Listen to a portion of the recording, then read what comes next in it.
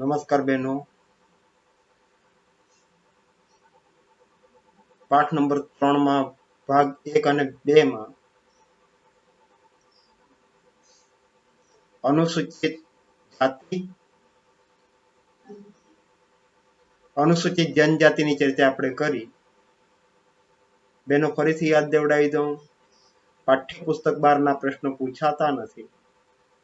આ પાઠમાં 8 માર્કના પ્રશ્ન પૂછાય છે. એક પ્રશ્ન વિકલ્પમાં, 2 પ્રશ્ન બી વિભાગમાં, એક પ્રશ્ન 2 માર્કનો સી વિભાગમાં અને એક પ્રશ્ન ડી વિભાગમાં 3 માર્કનો. 5 માર્કનો પ્રશ્ન આ પાઠમાંથી પૂછાતો નથી, પણ આપણી તૈયારી 5 માર્કની હશે તો 3 માં પૂછાય તોય આવડે, 2 માં પૂછાય તોય આવડે, 1 માં પૂછાય તોય આવડે અને વિકલ્પમાં પૂછાય તો પણ આવડે. 1 અને 2 માં આપણે અનુસૂચિત જાતિ અને અનુસૂચિત જનજાતિની ચર્ચા કરી. હવે પછી બેનો પોઈન્ટ આવે છે. એ પોઈન્ટ અનુસૂચિત જનજાતિની સાંસ્કૃતિક વૈવિધ્ય. અનુસૂચિત જનજાતિના લક્ષણો 19 આપવામાં આવે છે. 1919 લક્ષણની આપણે ચર્ચા કરી છે. અનુસૂચિત જનજાતિ નહીં પણ આદિમ જાતિનું 6 વિભાગમાં વર્ગીકરણ કરવામાં આવ્યું છે, એની ચર્ચા કરી. ત્યાર પછી આવે છે અનુસૂચિત જનજાતિ સાંસ્કૃતિક વૈવિધ્ય. ધ્યાનમાં રાખજો બહેનો, બીજા ચેપ્ટરમાં આદિવાસી સંસ્કૃતિ હતી અને આદિવાસી સંસ્કૃતિમાં આદિવાસી કલા સંસ્કૃતિ આવેલું છે. અહીંયા આગળ માંથી કેટલાક પોઈન્ટ લેવામાં આવેલા છે, પણ પ્રશ્ન બદલાઈ જાય છે. આદિવાસી સંસ્કૃતિની માં કલા સંસ્કૃતિ સમજાવો, જ્યારે અહીંયા આગળ અનુસૂચિત જનજાતિનું સાંસ્કૃતિક વૈવિધ્ય સમજાવો 3 માર્કના પ્રશ્નમાં પૂછાય. તો ખાસ ધ્યાનમાં લેવાનું છે બહેનો, અહીંયા આગળ પોઈન્ટ આવેલા છે પણ કેટલાક પોઈન્ટ આવેલા નથી. જેમાં અનુસૂચિત જનજાતિની લગ્ન વ્યવસ્થા આપણે જાણીએ છીએ. અનુસૂચિત જનજાતિઓમાં કેટલીક જ્ઞાતિઓમાં લગ્ન વ્યવસ્થામાં ખંધાળ પ્રથા જોવા મળે છે. દક્ષિણ ગુજરાતમાં ગામિત જ્ઞાતિઓમાં ખંધાળ પ્રથા જોવા મળે છે. કેટલીક જ્ઞાતિઓમાં બહુપતિત્વ લગ્ન જોવા મળે છે. ખાસ કરીને નીલગિરીના તોડા આદિવાસીઓમાં બહુપતિત્વ લગ્ન જોવા મળે છે, જ્યારે ખંધાળ પ્રથા એ દક્ષિણ ગુજરાતમાં ગામિત જ્ઞાતિઓમાં જોવા મળે છે. સગાઈ સંબંધ, મિલકત વ્યવસ્થા, ધર્મ વ્યવસ્થા, જાદુ, ન્યાયતંત્ર, કલા અને સંગીત, દંતકથાઓ વગેરે તેમના સામાજિક અને સાંસ્કૃતિક જીવનને દર્શાવે છે. ભારતમાં અનુસૂચિત જનજાતિ સમૂહની કેટલીક લાક્ષણિકતાઓ આ પ્રમાણે છે. ભારતીય આદિમ સમૂહ પ્રકૃતિ ગોત્ર ચિહ્ન, જેને આપણે ટોટમ કહીએ છીએ, જે આગળ આપણે ચર્ચા કરી છે. જાદુ, નૃત્ય, લોકસંગીત, કલા વગેરેમાં માને છે. પ્રકૃતિના વિભિન્ન તત્વો જેવા કે સૂર્ય, મોટાભાગે પ્રકૃતિના તત્વોની સેવા પૂજા કરતા હોય છે. સૂર્યદેવની પૂજા કરે છે, ચંદ્રની પૂજા કરે છે, અગ્નિદેવની પૂજા કરે છે, વાયુદેવની પૂજા કરે છે. એ જ રીતે વનસ્પતિઓની પણ પૂજા કરતા હોય છે. ખાસ કરીને પીપળા હોય, તુલસી હોય કે વડ હોય, એમના સાંસ્કૃતિક જીવન સાથે ગાઢ સંબંધ છે. પ્રકૃતિ પૂજા એમના જીવનને નો અભિન્ન ભાગ છે. મોટાભાગના અનુસૂચિત જનજાતિઓ પ્રકૃતિની પૂજા કરતા હોય છે, પ્રકૃતિના તત્વોની પૂજા કરતા હોય છે. આદિમ જાતિઓમાં ગોત્ર ચિહ્નવાદ, બેનો 2 માર્કના પ્રશ્નમાં પૂછવામાં આવે. આદિવાસીઓમાં ગોત્ર ચિહ્નવાદ સમજાવો અથવા ટોટેમવાદ સમજાવો. આ પ્રમાણે સમજાવવાનું છે. ગોત્ર ચિહ્નવાદ સામૂહિક ચેતનાનું પ્રતીક છે. એમાં જે તે ગોત્રના સભ્યો કોઈ ગૂઢ, અલૌકિક અને અપવિત્ર સંબંધ રાખે છે. ટોટેમ પ્રત્યે સમૂહના સભ્યો આદર રાખે છે, શ્રદ્ધા ભક્તિ ઉપરાંત ભયની લાગણી ધરાવતા હોય છે. આદિમ જાતિ મોટાભાગે ગોત્ર ચિહ્ન ઉપર વિશેષ શ્રદ્ધા ધરાવતી જોવા મળે છે અને એને ટોટેમ તરીકે પણ ઓળખાવે છે. ચોક્કસ પ્રકારનું ચિહ્ન છે, જે આપણે અનુસૂચિત જનજાતિના લક્ષણોમાં જોયું છે. 2 માર્કના પ્રશ્નમાં પૂછાય. ટોટેમ પ્રત્યે સમૂહના સભ્યો આદર, શ્રદ્ધા ભક્તિ અને ભયની લાગણી અનુભવતા હોય છે. ભયને ધ્યાનમાં રાખીને એની પૂજા આરાધના કરતા જોવા મળે છે. આદિમ જાતિના સમાજમાં ધર્મ અને જાદુ સાંસ્કૃતિક જીવનમાં અભિન્ન પાસા છે. તો આ વિશે જ્ઞાન ધરાવતા જોવા મળે છે. બેનો બોર્ડમાં 2 માર્કના પ્રશ્નમાં પૂછાઈ ગયેલો પ્રશ્ન છે. આદિમ જાતિઓમાં જાદુના પ્રકારો જણાવો. અનુસૂચિત જનજાતિઓમાં જાદુના પ્રકારો જણાવો. 1 માર્કના પ્રશ્નમાં પૂછવામાં આવે તો ફક્ત પ્રકાર લખવાનો છે, સફેદ જાદુ અને કાળો જાદુ 1 માર્કના પ્રશ્નમાં હોય તો, પણ એ જ પ્રશ્ન 2 માર્કમાં હોય તો થોડુંક વિસ્તૃતીકરણ કરવાનું છે. સફેદ જાદુમાં કોનો સમાવેશ કરવામાં આવે અને કાળા જાદુમાં કોનો સમાવેશ કરવામાં આવે. સફેદ જાદુ રક્ષણાત્મક અને કલ્યાણકારી છે. કાળો જાદુ તાંત્રિક વિદ્યા અને ભૂત સાથે સંકળાયેલ છે. તેઓ માને છે કે જાદુ દ્વારા અલૌકિક શક્તિ ઉપર આધિપત્ય જમાવી શકાય છે. ભૂતને વશમાં લાવી શકાય છે એવું માને છે કાળા જાદુમાં. આમ જાદુના પ્રકારો 2 માર્કના પ્રશ્નમાં પૂછવામાં આવે તો વિસ્તૃતીકરણ કરવાનું છે. 1 માર્કના પ્રશ્નમાં પૂછાય તો ફક્ત પ્રકારો લખવાના છે, સફેદ જાદુ અને કાળો જાદુ. ત્યાર પછી કલાની વાત કરવામાં આવી છે, જેનો ઉલ્લેખ બીજા પાઠમાં પણ કરવામાં આવેલો છે. આદિવાસીઓ વર્ષોથી કલા અને સૌંદર્ય સાથે સંકળાયેલા છે. તેમની કલામાં સૌંદર્ય અને સંવેગની સાથે સામાજિક તત્વો પણ સંકળાયેલા છે. પ્રકૃતિના તત્વોને પણ સાંકળી લેવામાં આવેલા છે. તેમના વિચારો, મૂલ્યો, ધર્મ, પરંપરા, સામાજિક અને ભૌગોલિક પરિસ્થિતિ સાથે એની ઉપયોગિતા સંકળાયેલ છે. દાખલા તરીકે કલાત્મક કાસ્કી, કેટલાક અનુસૂચિત જનજાતિના વ્યક્તિઓ અથવા જ્ઞાતિઓ કલાત્મક કાસ્કી બનાવે છે. તો ડાંગના કેટલાક આદિવાસીઓ વાંસની ટોપલીઓ બનાવતા હોય છે. કલાની અભિવ્યક્તિની શૈલી એમના આમાં અભિવ્યક્ત થાય છે. 1 માર્કના પ્રશ્નમાં પૂછવામાં આવે, અનુસૂચિત જનજાતિની કલાની અભિવ્યક્તિ આમાં અભિવ્યક્ત થાય છે. સંગીત, તાલ અને સુરમાં 1 માર્કના પ્રશ્નમાં પ્રશ્ન પૂછવામાં આવે. ડોક્ટર વેરિયર એર્વિને ભારતીય આદિમ જાતિના કયા 2 વાદ દર્શાવેલા છે? 1 માર્કના પ્રશ્નમાં પ્રશ્ન પૂછવામાં આવે. ભારતીય આદિમ જાતિના કયા 2 વાદ દર્શાવેલા છે? કળામાં 2 વાદ દર્શાવેલા છે, જેમાં યથાર્થવાદ અને પ્રતીકવાદ. 1 માર્કના પ્રશ્નમાં પૂછવામાં આવે. ભારતીય આદિમ જાતિની કળામાં 2 વાદ અસ્તિત્વમાં છે, યથાર્થવાદ અને પ્રતીકવાદ. તો મૂર્તિકળા અને ચિત્રકળા બંનેનો સમાવેશ થતો જોવા મળે છે. ચિત્રકળાનો સમાવેશ થાય છે અને મૂર્તિકળાનો પણ સમાવેશ થતો જોવા મળે છે. તેમની દિવાલો, ઓજારો ઉપરાંત આભૂષણોમાં વ્યક્ત થતા જોવા મળે છે. દિવાલોમાં ચિત્રો દોરવામાં આવે છે, ઓજારોમાં કે આભૂષણોમાં મૂર્તિઓ કંડારવામાં આવતી હોય છે. આદિવાસીઓ તહેવારો, ઉત્સવ અને લગ્ન પ્રસંગે ઘરની દિવાલો સુશોભિત કરે છે. ચિત્રોમાં એ વ્યક્ત થાય છે, જે આપણે બીજા ચેપ્ટરમાં જોયું, રાઠવાના પીઠોરાના ચિત્રો. ગુજરાતના રાઠવાના પીઠોરાના ચિત્રોમાં મોટા ભાગે દિવાલમાં પીઠોરા ચિતરવામાં આવે છે. ચિત્રે ત્યારે શું શું કરવામાં આવે છે, તહેવારની જેમ ઉજવવામાં આવે છે. આમ તેની ચર્ચા આપણે કરેલી છે. એ જ રીતે મોરિયા લોકો હાથી, ઘોડા અને માનવની મૂર્તિઓ દેવને અર્પણ કરતા હોય છે. બહેનો, ત્યાં આગળ આપણે ચર્ચા કરેલી છે.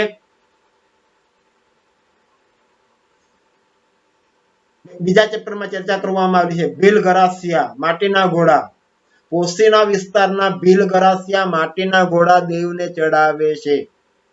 અહીંયા આગળ મોરિયા જ્ઞાતિના લોકો છે, હાથી, ઘોડા અને માનવની મૂર્તિઓ દેવને અર્પણ કરતા હોય છે.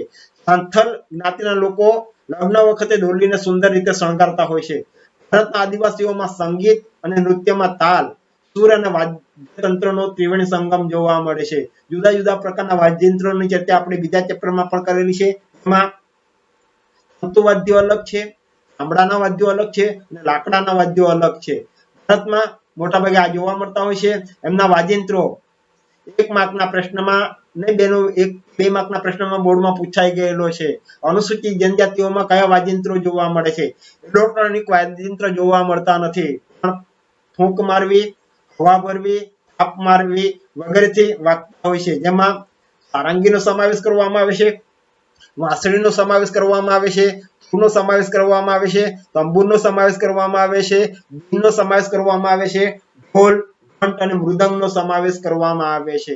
લગ્ન, ધાર્મિક પ્રસંગ, તહેવાર, ઉત્સવ વગેરેમાં તેઓ નૃત્ય કરતા હોય છે. એની ચર્ચા આપણે બીજા ચેપ્ટરમાં પણ કરેલી છે અને એ નૃત્ય મોટાભાગે સામૂહિક જોવા મળે છે, વ્યક્તિગત જોવા મળતા નથી.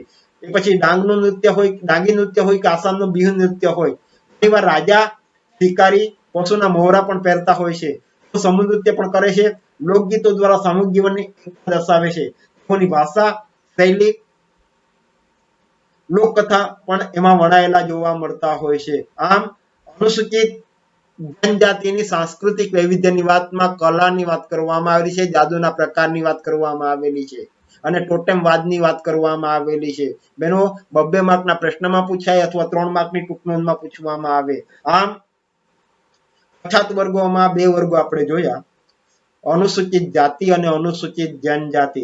પછી આવે છે ત્રીજો વર્ગ. અનુસૂચિત જાતિ એ પહેલો વર્ગ છે, અનુસૂચિત જનજાતિ બીજો વર્ગ છે અને ત્રીજો વર્ગમાં અન્ય પછાત વર્ગો એને અધર બેકવર્ડ ક્લાસીસ તરીકે ઓળખવામાં આવે છે, ઓબીસી તરીકે ઓળખવામાં આવે છે અથવા બક્ષી પંચ તરીકે ઓળખવામાં આવે છે. આપણે આગળ જોયું બંધારણમાં અનુસૂચિત જાતિઓ અનુસૂચિત જનજાતિઓ માટે વિશેષ જોગવાઈઓ કરવામાં આવેલી છે, જે આપણે આગલા પોઈન્ટમાં જોવાના છે. બંધારણમાં આ જ્ઞાતિનો વિકાસ કરવા માટે સરકાર દ્વારા કેટલી વધુ જોગવાઈઓ કરવામાં આવેલી છે. આ બંને સમૂહો ઉપરાંત ભારતના બંધારણમાં અન્ય પછાત વર્ગોનો પણ ઉલ્લેખ કરવામાં આવેલો છે. 1 માર્કના પ્રશ્નમાં બેનો પૂછવામાં આવે, બોર્ડમાં પણ પૂછાયેલો પ્રશ્ન છે, અન્ય પછાત વર્ગો એટલે શું? એમાં સામાજિક, શૈક્ષણિક અને આર્થિક પછાત વર્ગોનો સમાવેશ કરવામાં આવે એને અન્ય પછાત વર્ગો તરીકે ઓળખવામાં આવે છે. એમાં સામાજિક, શૈક્ષણિક અને આર્થિક પછાત વર્ગોનો સમાવેશ કરવામાં આવે એને અન્ય પછાત વર્ગો તરીકે ઓળખવામાં આવે છે. 1 માર્કના પ્રશ્નમાં બેનો પૂછવામાં આવે, અન્ય પછાત વર્ગો માટે સમગ્ર ભારતની કોઈ સૂચિ કે યાદી નથી, પણ શિક્ષણ મંત્રાલય અને રાજ્ય સરકારે આવી યાદી બનાવી છે. આ યાદીઓમાં કેટલીક વિસંગતતા પણ જોવા મળશે અને એને ધ્યાનમાં રાખીને જુદા જુદા સમયે જુદા જુદા મંડળો અસ્તિત્વમાં આવેલા છે. ભારતમાં કાકા સાહેબ કાલેલકરની અધ્યક્ષતામાં સૌપ્રથમ 1953માં કમિશન નિમાયું, જેને કાલેલકર કમિશન તરીકે ઓળખવામાં આવે. 1 માર્કના પ્રશ્નમાં પ્રશ્ન પૂછવામાં આવે, અન્ય પછાત વર્ગો માટે સૌપ્રથમ કમિશન કયું અસ્તિત્વમાં આવ્યું? કાલેલકર કમિશન, કાકા સાહેબ કાલેલકર કમિશન ક્યારે અસ્તિત્વમાં આવ્યું? 1953માં. 1953માં અન્ય પછાત વર્ગો માટે કયું કમિશન અસ્તિત્વમાં આવ્યું? શબ્દ બેન એક વખત જોઈ લેજો, કાકા સાહેબ કાલેલકર. કાકા સાહેબ કાલેકર નહીં થઈ જાય. આ કમિશને દેશમાં કેટલી જ્ઞાતિઓને પછાત જ્ઞાતિઓમાં સમાવિષ્ટ કરી? 1 માર્કના પ્રશ્નમાં પ્રશ્ન પૂછવામાં આવે. 2399 જ્ઞાતિઓનો સમાવેશ કરવામાં આવેલો છે. આ કમિશનને સામાજિક દરજ્જાનો કોટિક્રમ અને પછાતપણાનો માપદંડ સ્વીકાર્યો, પરંતુ એની ભલામણનો સ્વીકાર થયો ન હતો. કાલેલકર કમિશન દ્વારા જે જ્ઞાતિઓ દર્શાવવામાં આવી હતી દરજ્જાને ધ્યાનમાં રાખીને, કોટિક્રમને ધ્યાનમાં રાખીને પછાતપણાનો માપદંડ સ્વીકારવામાં આવ્યો, પણ એની જે કાંઈ ભલામણ કરવામાં આવી એ ભલામણને સ્વીકારવામાં આવી નહીં હતી. એટલે કાલેલકર કમિશનમાં જે જ્ઞાતિઓ બતાવવામાં આવી હતી એ સ્વીકારવામાં આવેલી નથી. પછી ભારતમાં કલમ 15 અને 16 ના હેતુઓને અનુલક્ષીને 1979માં બીજા પંચની નિમણૂક કરવામાં આવી. પહેલું પંચ હતું અથવા કમિશન હતું એ કાલેલકર કમિશન હતું, 1953માં અસ્તિત્વમાં આવ્યું. બીજું કમિશન 1979માં અસ્તિત્વમાં આવેલું છે. તેના અધ્યક્ષ 1 માર્કના પ્રશ્નમાં પૂછવામાં આવે, બીપી મંડલ હતા અને એટલા માટે જેને મંડળ પંચ તરીકે ઓળખવામાં આવે અથવા મંડળ કમિશન તરીકે ઓળખવામાં આવે છે. આ પંચના તજજ્ઞોની સમિતિના અધ્યક્ષ આંતરરાષ્ટ્રીય ખ્યાતિ ધરાવતા ભારતના સમાજશાસ્ત્રી 1 માર્કના પ્રશ્નમાં પૂછાયેલો છે બેનો એમ.એન. શ્રીનિવાસ હતા. તજજ્ઞોની સમિતિના અધ્યક્ષ આંતરરાષ્ટ્રીય ખ્યાતિ ધરાવતા ભારતના સમાજશાસ્ત્રી એમ.એન. શ્રીનિવાસ હતા. મંડળ પંચને નીચેની કામગીરી સોંપવામાં આવેલી છે. 2 માર્કના પ્રશ્નમાં પૂછી શકાય, ભારતમાં મંડળ પંચને કઈ કામગીરી સોંપવામાં આવેલી છે? અન્ય પછાત વર્ગો માટે રચાયેલા મંડળ પંચ માટે કઈ કામગીરી સોંપવામાં આવી? 3 કામગીરી છે. પહેલી કામગીરી, સામાજિક અને શૈક્ષણિક રીતે પછાત વર્ગો નક્કી કરવા માટેના માપદંડો નક્કી કરવા. કઈ જ્ઞાતિઓને પછાત વર્ગ તરીકે સ્વીકારી શકાય એ માટે માપદંડ નક્કી કરવું. બીજું છે સામાજિક અને શૈક્ષણિક રીતે પછાત વર્ગોના વિકાસ માટેના પગલાંની ભલામણ કરવી. આ જ્ઞાતિઓમાં જેનો સમાવેશ કરવામાં આવે છે એનો વિકાસ કરવા માટે કયા પગલાં લઈ શકાય એની ભલામણ કરવી. અને ત્રીજી બાબત છે જાહેર સેવાઓમાં પર્યાપ્ત પ્રતિનિધિત્વ નથી તેવા પછાત વર્ગોને નોકરીઓમાં અનામતની જોગવાઈઓ અંગે ભલામણ કરવી. આ જ્ઞાતિઓમાં પ્રતિનિધિત્વ ધરાવતી નથી અને નોકરીઓમાં અનામતની જોગવાઈ રાખવા માટેની ભલામણ કરવી. આ 3 બાબતો મંડળ પંચની કામગીરીમાં સોંપવામાં આવેલી છે. જેમાં પ્રથમ બાબત છે મંડળ પંચે સામાજિક અને શૈક્ષણિક પછાતપણું નક્કી કરવા કયા માપદંડો અપનાવેલા છે? અહીંયા આગળ 3 માર્કના પ્રશ્નમાં કોઈ એક પોઈન્ટ કાઢીને મૂકવામાં આવે છે. બેનો ખાસ ધ્યાનમાં રાખજો, સામાજિક માપદંડ, શૈક્ષણિક માપદંડ અને આર્થિક માપદંડ, ત્રણ માપદંડો છે. એમાં સામાજિક માપદંડ પૂછાઈ ગયેલો છે. બેનો ધ્યાનમાં રાખજો, 3 કે 4 પોઈન્ટ જ આવે છે. 3 કે 4 પોઈન્ટ આવે છે, બધા લખવાના નથી. સામાજિક પૂછવામાં આવે તો સામાજિક માપદંડ જ લખવાનો છે. શૈક્ષણિક પૂછવામાં આવે તો શૈક્ષણિક માપદંડ જ લખવાનો છે અને આર્થિક પૂછવામાં આવે તો આર્થિક માપદંડ જ લખવાનો છે. એમાં સામાજિક માપદંડ, સામાજિક પછાતપણું નક્કી કરવા માટે નીચેના 4 માપદંડનો સમાવેશ કરવામાં આવેલો છે. જે જ્ઞાતિઓ, પહેલું છે, જે જ્ઞાતિઓ કે વર્ગો સામાજિક રીતે પછાત ગણાતા હોય. જ્ઞાતિઓ હોય કે વર્ગો હોય, સામાજિક રીતે પછાત ગણાતો હોય એવી જ્ઞાતિઓનો સમાવેશ કરવો. બીજો, જે જ્ઞાતિઓ કે વર્ગો એમની આજીવિકા માટે શારીરિક શ્રમ ઉપર આધાર રાખતા હોય છે. શરીર દ્વારા, શરીર યંત્ર નહીં, રોજગારી મેળવવા માટે શરીરનો વધારેમાં વધારે ઉપયોગ, શ્રમમાં ઉપયોગ કરતા હોય એવી જ્ઞાતિઓ. બીજું છે, જે જ્ઞાતિઓ કે વર્ગોના ગામડામાં વસતા લોકોના 25% સ્ત્રીઓ અને 10% પુરુષો, અને શહેરમાં વસતા લોકોના 10% સ્ત્રીઓ અને 5% પુરુષો રાજ્યની સરેરાશ કરતા વધારે સંખ્યામાં 17 વર્ષની નીચેની ઉંમરે લગ્ન કરતા હોય, એટલે કે બાળ લગ્ન કરતા હોય. અહીંયા આંકડા યાદ રાખવાના છે. ગામડામાં વસતા 25% સ્ત્રીઓ અને 10% પુરુષો, શહેરમાં વસતા 10% સ્ત્રીઓ અને 5% પુરુષો સરેરાશ સંખ્યા કરતા 17 વર્ષ કરતા નાની ઉંમરે લગ્ન કરતા હોય. અને ચોથું છે, જે જ્ઞાતિઓ કે વર્ગોમાં રાજ્યની સરેરાશ કરતા 25% વધુ સ્ત્રીઓ, 25% થી વધુ સ્ત્રીઓ આજીવિકા માટે કામ કરતી હોય. જે જ્ઞાતિઓની 25% સ્ત્રીઓ રોજગારી મેળવવા માટે કામ કરતી હોય એને સામાજિક માપદંડ તરીકે સ્વીકારવામાં આવેલા છે. આમ 4 માપદંડ સામાજિક માપદંડ છે. અન્ય પછાત વર્ગો માટે મંડળ પંચે સામાજિક માપદંડમાં 4 બાબતોનો સમાવેશ કરેલો છે. 3 માર્કના પ્રશ્નમાં પૂછાય તો આ 4 બાબતો લખવાની છે. ત્યાર પછી શૈક્ષણિક માપદંડ. શૈક્ષણિક પછાતપણામાં શિક્ષણની વાત કરવામાં આવેલી છે. બેન, સામાજિકમાં સમાજની વાત કરવામાં આવેલી છે, જ્ઞાતિની વાત કરવામાં આવેલી છે, જ્યારે શૈક્ષણિકમાં શિક્ષણની વાત કરવામાં આવેલી છે. શૈક્ષણિક પછાતપણું નક્કી કરવા માટે નીચેના 3 માપદંડ અપનાવવામાં આવેલા છે. શૈક્ષણિક માપદંડ પૂછવામાં આવે તો 3 બાબતો લખવાની છે. એમાં પહેલી બાબત છે, રાજ્યની સરેરાશ કરતા 25% વધારે જ્ઞાતિઓ કે વર્ગોના 5 થી 15 વર્ષની વય જૂથના બાળકો નિશાળે ગયા જ ન હોય. 25% થી વધારે જ્ઞાતિઓ એવી હોય જે 5 થી 15 વર્ષના બાળકોએ નિશાળ જ ન જોઈ હોય. બીજું છે, રાજ્યની સરેરાશ કરતા 25% કરતા વધારે જે જ્ઞાતિઓ કે વર્ગોના 5 થી 15 વર્ષના બાળકો અધવચ્ચેથી શાળા છોડી દેતા હોય, એટલે કે ચોથા 5મા ધોરણ સુધી ભણ્યા હોય, 7મા સુધી ભણ્યા હોય ને ત્યાર પછી શાળા છોડી દીધી હોય. રાજ્યની સરેરાશ કરતા 25% થી વધારે જે જ્ઞાતિઓ કે વર્ગોના 5 થી 15 વર્ષના બાળકો, 5 થી 15 વર્ષના બાળકો અધવચ્ચેથી શાળા છોડી દીધી હોય. અને ત્રીજું છે, રાજ્યની સરેરાશ કરતા 25% કરતા ઓછા જે જ્ઞાતિઓ કે વર્ગોમાં મેટ્રિક ભણેલા હોય. બેનો અહીંયા આગળ ત્રીજો પોઈન્ટ ખાસ ધ્યાનમાં લેવાનો છે. રાજ્યની સરેરાશ કરતા 25% કરતા ઓછા કે જે જ્ઞાતિઓ કે વર્ગોમાં જે વ્યક્તિઓ ભણેલા છે મેટ્રિક સુધી જ હોય. એ શૈક્ષણિક માપદંડમાં શિક્ષણની ગુણવત્તાને ચકાસવામાં આવેલી છે. ત્યાર પછી ત્રીજી બાબત છે આર્થિક માપદંડ. એ પણ 3 માર્કના પ્રશ્નમાં પૂછવામાં આવે. બેનો ખાસ ધ્યાનમાં રાખજો, કોઈ એક પોઈન્ટ કાઢીને 3 માર્કમાં પૂછવામાં આવે છે, કારણ કે આ પાઠમાંથી 5 માર્કનો પ્રશ્ન છે નહીં. આર્થિક માપદંડમાં આવક મેળવવાના સાધનોની વાત કરવામાં આવેલી છે. સામાજિક અને શૈક્ષણિક પછાતપણું નક્કી કરવા માટે નીચેના 3 આર્થિક માપદંડ અપનાવવામાં આવેલા છે. એમાં પહેલી બાબત છે, રાજ્યની સરેરાશ કરતા જે જ્ઞાતિઓ કે વર્ગોના કુટુંબોની મિલકતની કિંમત 25% કરતા ઓછી હોય. મિલકતની કિંમત 25% કરતા ઓછી હોય એને આર્થિક માપદંડમાં સમાવવામાં આવેલી છે. બીજું છે, રાજ્યની સરેરાશ કરતા જે જ્ઞાતિઓ કે વર્ગોના 25% કરતા વધારે કુટુંબો કાચા મકાનમાં રહેતા હોય, જેનું મકાન પાકું ન હોય, કાચા મકાનમાં રહેતા હોય.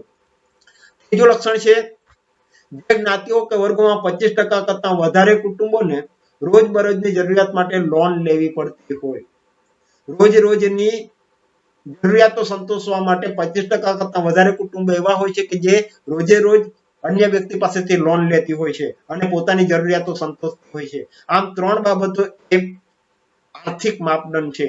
સામાજિક માપદંડ અલગ છે, શૈક્ષણિક માપદંડ અલગ છે અને આર્થિક માપદંડ અલગ છે. બેનો ખાસ ધ્યાનમાં લેજો, સામાજિક પૂછવામાં આવે તો ત્યાં સમાજની વાત કરવામાં આવેલી છે, શૈક્ષણિક પૂછવામાં આવે તો ત્યાં શિક્ષણની વાત કરવામાં આવેલી છે અને આર્થિકની પૂછવામાં આવે તો ત્યાં આગળ આવકની વાત કરવામાં આવેલી છે, આર્થિક સ્થિતિની વાત કરવામાં આવેલી છે. મંડળ પંચે નિષ્ણાંતોની સમિતિ નિમીને સર્વેક્ષણ કરાવ્યું. આ સર્વેક્ષણનો હેતુ માહિતી દ્વારા સામાજિક અને શૈક્ષણિક પછાતપણાના એકમો તરીકે જ્ઞાતિનો માપદંડ તરીકે ઉપયોગ કર્યો.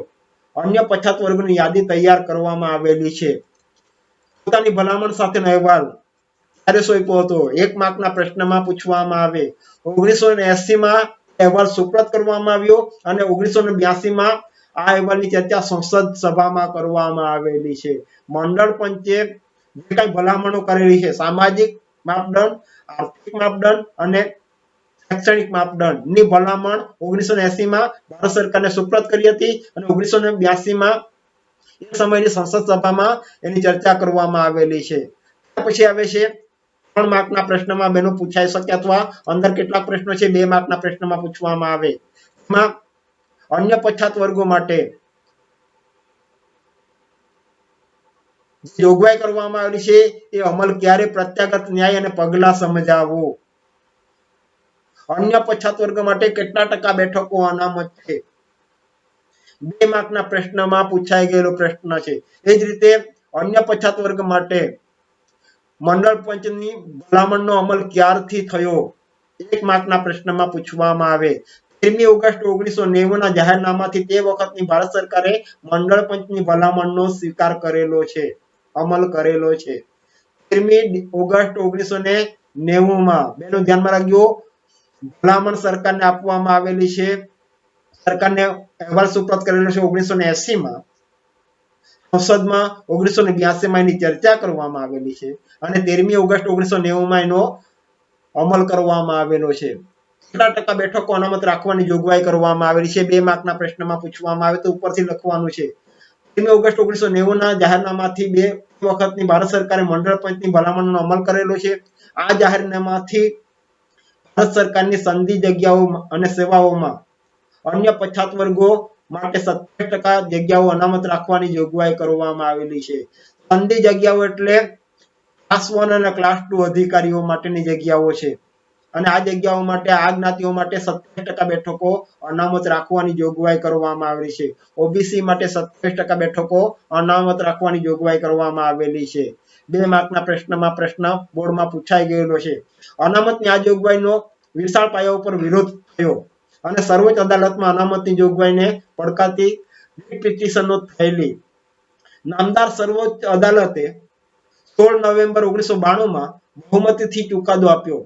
આ ચુકાદામાં એવી શરત મૂકવામાં આવી, અનામત અંગેના જાહેરનામાનો અમલ કરવામાં અન્ય પછાત વર્ગોમાં જે વ્યક્તિઓ સામાજિક રીતે વિકસિત છે તેઓને અનામતનો લાભોથી બાકાત રાખવા. કેટલીક જ્ઞાતિઓ, બેનો ધ્યાનમાં રાખજો, અનુસૂચિત જાતિ હોય, અનુસૂચિત જનજાતિ હોય કે અન્ય પછાત વર્ગો હોય, બધા જ વ્યક્તિઓ શ્રીમંત નથી અને બધા જ વ્યક્તિઓ ગરીબ નથી, પણ બંધારણમાં જોગવાઈ કરવામાં આવેલી છે એ પ્રમાણે અન્ય પછાત વર્ગો માટે જે વ્યક્તિઓની સામાજિક સ્થિતિ સારી છે, આર્થિક સ્થિતિ સારી છે એવા વ્યક્તિઓને અનામતના લાભોથી બાકાત રાખવા.